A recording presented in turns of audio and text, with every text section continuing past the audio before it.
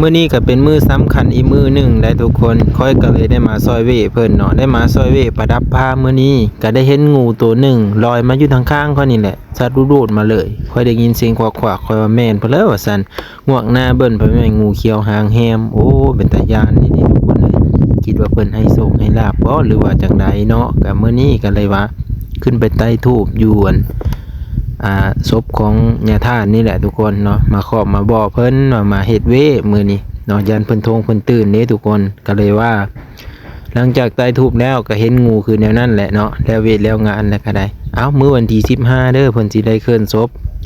บ้านดอนแดงนี่ก็เป็นบ้านเยอะได้ทุกคนเลยเนาะก็มีทางพ่อออกแม่ออกเพิ่นได้มาซอยกันนะซอยกันนั้นมัดผืนมัดพื้นแล้วก็มาอุปโภคทนาเนี่ยเพิ่นก็แต่ละบ้านเพิ่นก็ได้มีหลายบ้านได้อันมาสังฆทานแต่ละมื้อนะทุกคนเพิ่นก็แบ่งกันเป็นกันมาแต่ละบ้านเป็นในเลยก็ติดตามเบิ่งวิดีโอในตอนต่อไปเด้อพี่น้องเอ้ย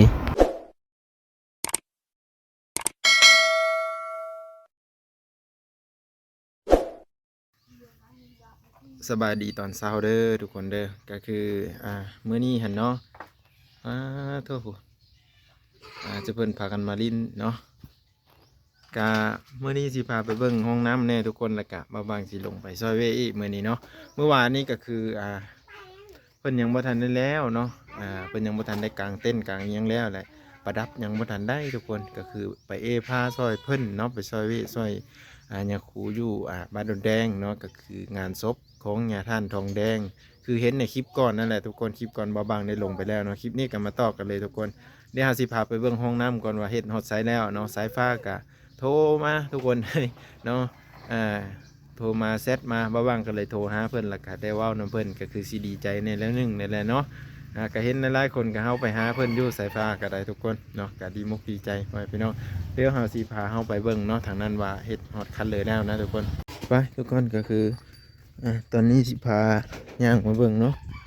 บอนห้องน้ำนี่แหละนี่ดิอันนี้คือได้ก่อเขานี้แหละเนาะไม้ตัวนี้นะมันบ้านนงเพิ่นเอาให้เนาะตัวนี้ไม้เส้นนี่นะมาให้มาค้ำมายึดนี่แหละทุกคนตัวนี้คือเขาก็บ่ได้ใส่เสาเนาะก็คือมันงบมันน้อยนะทุกคนงบมันน้อยก็เลยบ่ได้ใส่เนาะก็อันนี้ก็สิเมดประมาณอยู่3 ล้านปลายๆนะทุกคนเนาะเกือบ4 ล้านหมดแหละเนาะที่ว่าเฮ็ดอันนี้นะเนาะกะขอบใจขอบบุญขอบคุณเนาะขอบมกขอบใจทางป้าอยู่ปากเสเนาะเพิ่นซอยว่าซั่นซิเนาะเพิ่นซอยเฮ็ดห้องน้ำนี่แหละทุกคนคือคุ้มนี่แหละเขาขุดไว้ได้ปีหนึ่งละคุ้มมากับไม่คิดเลยว่าสิได้เนาะเพราะว่าบางกะบ่ทันได้มีเงินนะทุกคนเลยว่าบ่ทันได้เฮ็ดว่าซั่นซะเนาะก็เลยขุดคุ้มน้ำปลาไว้ตั้งแต่เขาน้องร้อยขุดซอยพุ่นแหละใครที่ติดตามก็น่าจะเห็นเนาะแล้วก็เสื้อท่อนี่แหละแม่นข้างละ3แล้วก็ท่อเน่งลงมานี่เลยสื่อนี่เลยทุกคนลงมานี่เอาลงมานี่แล้วก็เป่งไปพุ่นตัวนี้จะบ่ได้ใส่เสาเลยทุกคนจะก่อทับกันแบบนี้ก็ก่อกับน้องแล้วเมื่อคืนนี้จนฮอด7 โมง 8 โมงเนาะจังสิได้ซ้ำนี้นะก็คือฮู้จักอะไรตอนกลางเว้นแล้วเฮาบ่ว่างนะเฮาก็เฮ็ดได้แต่ตอนกลางคืนทุกคนเลยเนาะเฮ็ดได้แต่ตอนกลางคืนเนาะอันนี้มันต่างข้างนอกเด้อ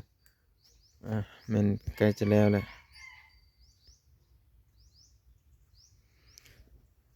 และเมื่อนี้ก็มีแต่สีให้น้องหันก่อท่าเนาะก็คืออันนี้ขึ้นมานี่เม็ด70เนาะก็สีซ้ำครับนี่ซ้ำกับวงกบนี่สูงซ้ำนี้เนาะทางหลังเลยนะทางหน้าก็สีเอาขึ้นไปอีกจักประมาณ2 ก้อนเนาะ2 ก้อนดินบล็อกนี่นะสีเอาขึ้นไปถึงพุ่นเนาะก็ได้เฮ็ดแต่กลางคืนทุกคนเฮ็ดมานี่ก็2 มื้อเด้มื้อก่อนแล้วก็เอาท่อลงแล้วก็ทางพื้นมันเนาะนี่เอาสิตั้งหัวสะโคกอยู่บนนี้ตั้งหัวส้วมเนาะเป็นส้วมนั่งบ่แม่นหัวสะโคกแล้วก็ทางนี้ก็สิก่อขึ้นอีกนะให้มันสูงๆอีกประมาณ3 หรือ 4 ก้อนบ่นี้ก็น่าจะสูงพี่เด้อทุกคนวันนี้เนาะว่าก็ให้เบิ่งประมาณนี้เด้อพี่น้องเด้อแล้วเฮาก็สิไปดอนแดงพุ่นเนาะนี่ ดินบล็อกก็หมดเท่านี้เนี่ยนี่สิพออยู่บ่ล่ะตัวนี้เนาะสิพออยู่บ่ก็รอติดตามเมืองนำกันอีกเด้อพี่น้องเนาะว่าสิเป็นอะไรเนาะแต่ว่าน้ำเสียนี่เราจะปล่อยออกมาทางข้างนี้แหละพอดีว่าบางทีจะเป็นบ่อนอาบน้ำอีเนาะแต่ว่าปูนเรือนะอยากให้มันทึกกับกอไผ่ให้มันซุ่มว่าแถวนี้มันถ้าพ้นบ่ตกนี่ดินกระแดงนะทุกคนขุดได้แต่ยามพ้นนะว่ามันเป็นหินอันนั้นก็ขุดลงบ่ได้เนาะก็เลยใส่สำนั้นที่จริงแล้วจะขุดลงเลิกกว่านั้นอีกเนาะก็สิประมาณนี้เด้อทุกคนเด้อเนาะก็ทางเฮาก็สิพี่แหละบอลเบาบางอยู่พี่แหละเพราะมันพื้นที่มันก็แคบแน่ทุกคนเลยเนาะอันนี้ก็จะเป็นเฮือนครัวอยู่ทางนี้เนาะแล้วก็อัดประตูไว้เนาะอัดหัวไว้ถ้าเอาเข้าก็จะเข้ามาข้างนี้เนาะเข้ามาข้างนี้มาเลยเนาะเดี๋ยวเก็บผักเก็บหญ้าก่อนกินข้าวกินปลาแล้วก็มาบ้างก็สิได้ลงไปซอยเว่เพื่อนนั่นแหละทุกคนเลยเป็นผักกระโดดเลยกระโดดธรรมชาตินะทุกคนมีจักหมดมีจักแมงและกินนั่นนี่แม่เขาบักลาดเขากินข้าวแล้วไหม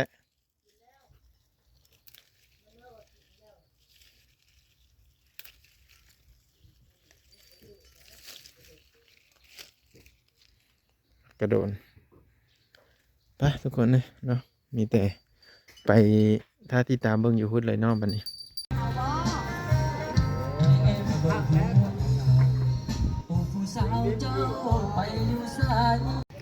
ตอนนี้ก็คือเราได้ประดับผ้าแล้วเลยพ่อแม่พี่น้องเลยเนาะกะมีแต่ว่าบ้างหันสี่พาขึ้นไปเบิ้งอยู่ทางข้างเถิงเนาะมีซ่อผ้าพร้อมเนาะยี่เถิงอันนี้พี่เถิงเขาแจ้งเนาะวันที่เพิ่นเอาศพเนี่ยท่านเพิ่นไว้นี่ทุกคนเดี๋ยวขึ้นมาไต่ถูกไต่เทียดเด้อพี่น้องเด้อเอาถึงคณะกรรมการถอดมือสตาร์ทที่นี่ผมมีปัญหานี่เป็นอยู่ข้างเถิงเด้อพี่น้อง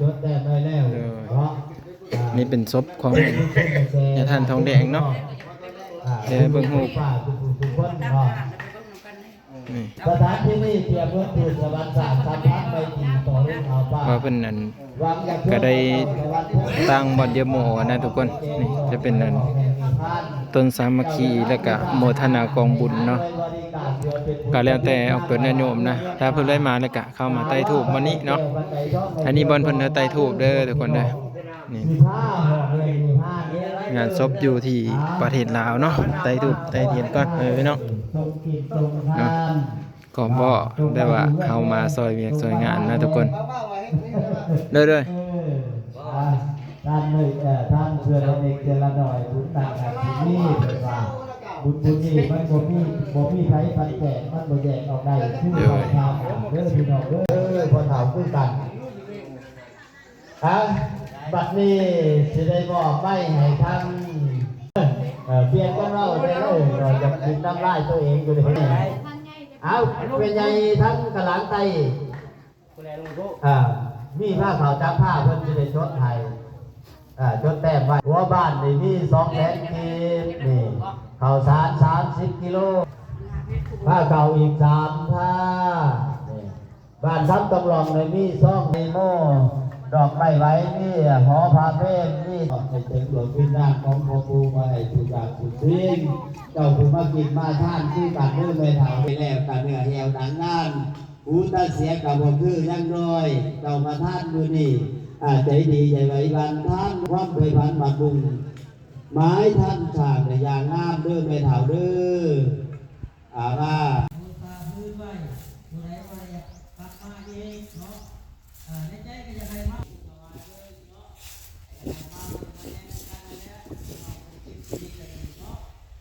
ว่ามาแต่ใส่อีกวะนะเมื่อนี่งูนี่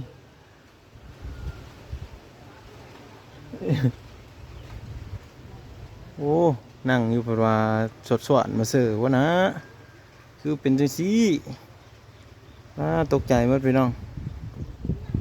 โอ้ยแต่ยานแท้พี่เจ้ากระยานบ่งูนี่ยานอยู่บ่ อ๋อเดี๋ยวไอ้ยมันมีต่อเนาะเดี๋ยวปีขึ้นถึงเลยปุ่น